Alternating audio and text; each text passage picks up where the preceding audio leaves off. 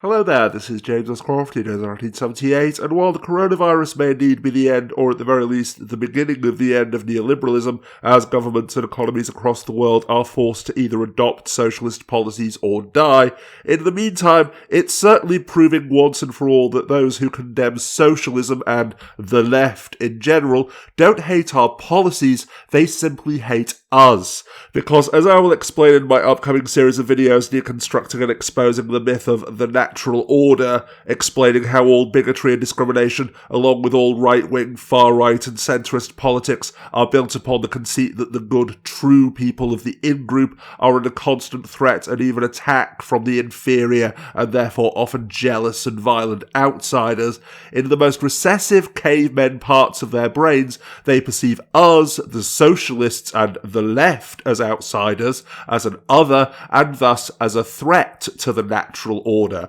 thus latching on to any absurd, hypocritical, slippery slope fallacy to rationalise their irrational fear and hatred. A great example of this being Obamacare, a 100% conservative invention which, the moment that it became the flagship policy of that stinking Kenyan Muslim Nazi communist, became the work of Satan that would destroy America and would lead to the establishment of death panels. And even earlier this year, when the government was dismissing COVID-19 as just another form of the flu that people would simply have to get over because doing anything about it would harm the economy, the very same policies that were condemned only a few months ago as suicidal insanity that would turn us into the next hashtag Venezuela were being cheered as our salvation. And why? Because we feel that they are being implemented by rational and level-headed members of the in-group, not irrational, insane and degenerate socialists and other outsiders who are utterly determined to destroy us all. Of course, the government here in Britain still isn't doing anywhere near enough to protect those who have the most to lose, offering loans to small businesses that will have to be paid back by the end of the year, leaving the self-employed and those on zero-hour contracts to fend for themselves, and while finally protecting those who rent their homes from eviction because they were shamed into doing so by the Labour opposition, leaving them to rack up massive debts that they will still have to pay off once the crisis is over, and they are no longer protected.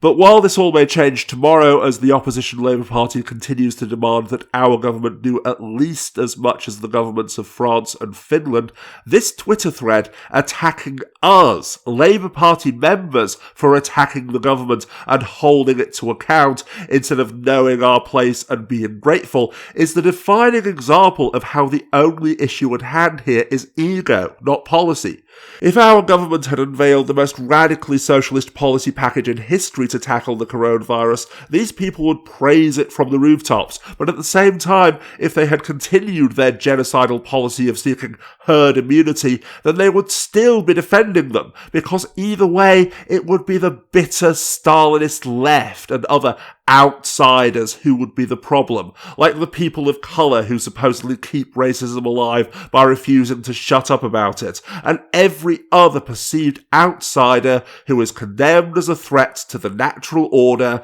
simply because they make those who define peace as the absence of tension feel uncomfortable, threatened and judged.